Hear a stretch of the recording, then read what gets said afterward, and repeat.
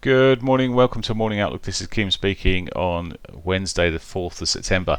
So looking at the euro dollar, I've got a question here really we saw the week data, the ISM manufacturing data coming out yesterday for the US, and around about 3 o'clock-ish we saw a bit of a reversal sort of take place here, and it already started arguably before then, but so is this going to be the bottom? There's the question.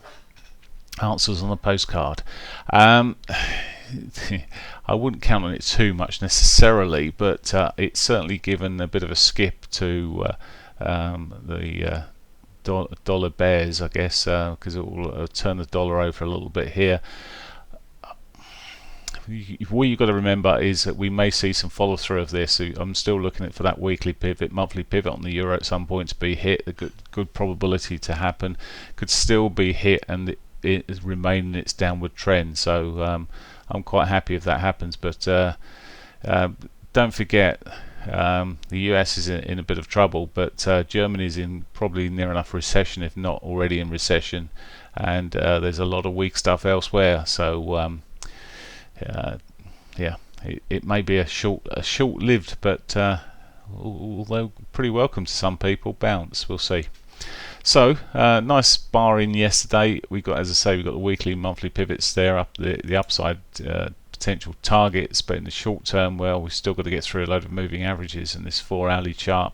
Not really telling me too much in terms of if it stalls here into its 4-hourly 21, can't get through to 21, well, maybe it'll be rollover time.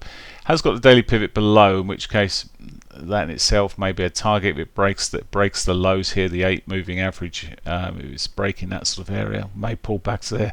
Excuse me, not a lot of pips in it necessarily, but may pull back there. What it does when it gets there is quite key. If it can find a bounce, well, then we may be pushing on for a few days toward the weekly pivot. Otherwise, well, if it starts selling off, well, look back for the lows, that 109.38 area at least. But for now, it's as I say, the markets are benefiting from some weak data. We have got a FOMC speaker today at 2:25. I think it's the first one as well. So it might just start seeing a little bit more dovish. Now he's due to speak at the Euro Money Conference in New York, so questions expected. So there we go. Could see some volatility later this or mid-afternoon.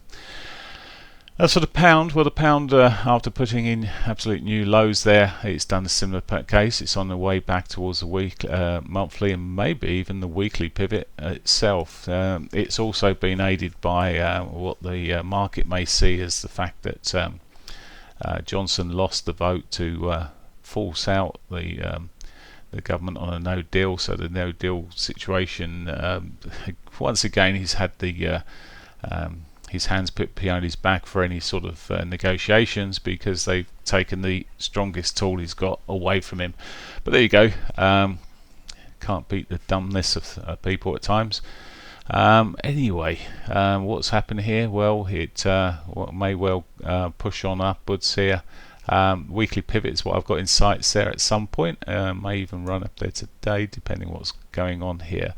Likewise with the euro, with break of the sort of trends at across the lows here, we'll look out for the daily pivot being hit. Otherwise, well, we could see it just continue to drift. I'm a little wary of this, and I quite like the daily pivot being hit. So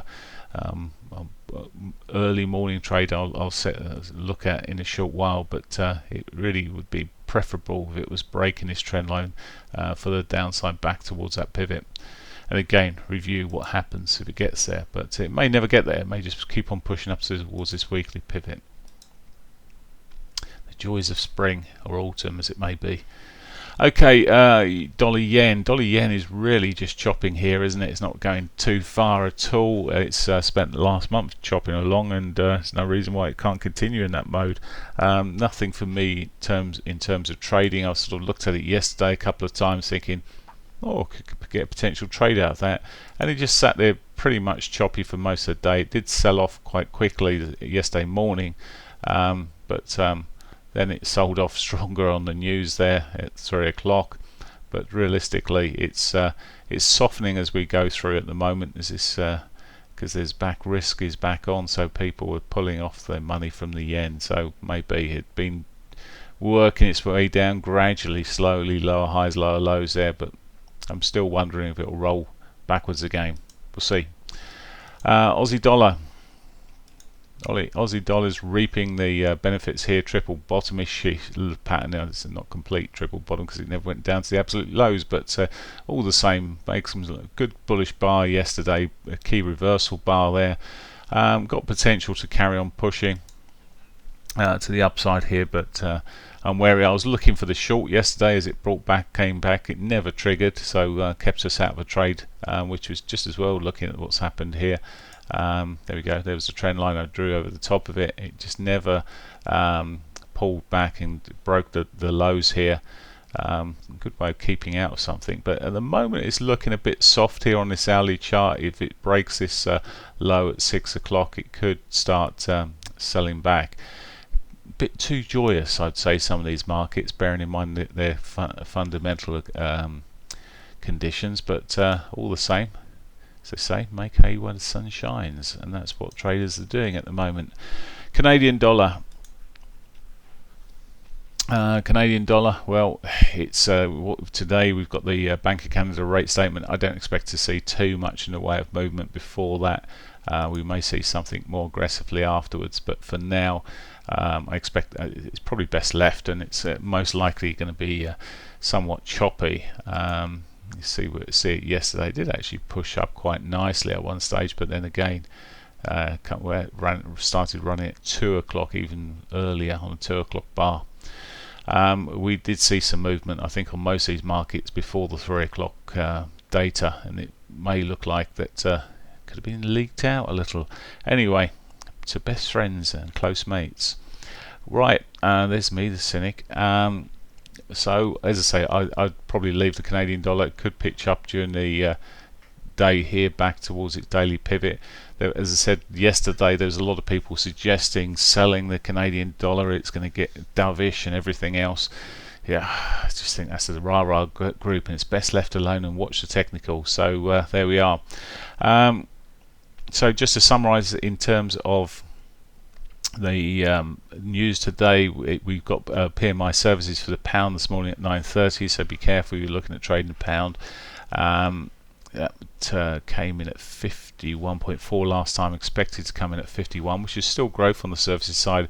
If we were to see a drop off below 50 on that number, that would be very detrimental for the pound, because that shows our major element of the GDP would be weakening. So watch out for that at 9:30 for the pound. Key numbers. If it was slightly more buoyant, well, we could see the pound get a bit more of a bounce here. Trade balance for Canada, okay, at 130, not too important in real terms. Get me right here. And we've got the inflation report hearings out this afternoon for the UK. It's quite late there. That's testifying these. Okay, so this the hearing. So okay, so that could be any time after 2 o'clock. We could start seeing some volatility basically with the pound. So watch out for that. Okay, as I've already said, 3 o'clock. We've got Bank of Canada rate statement. There is this sort of they're at the highest, one of the highest interest rate levels at 1.75.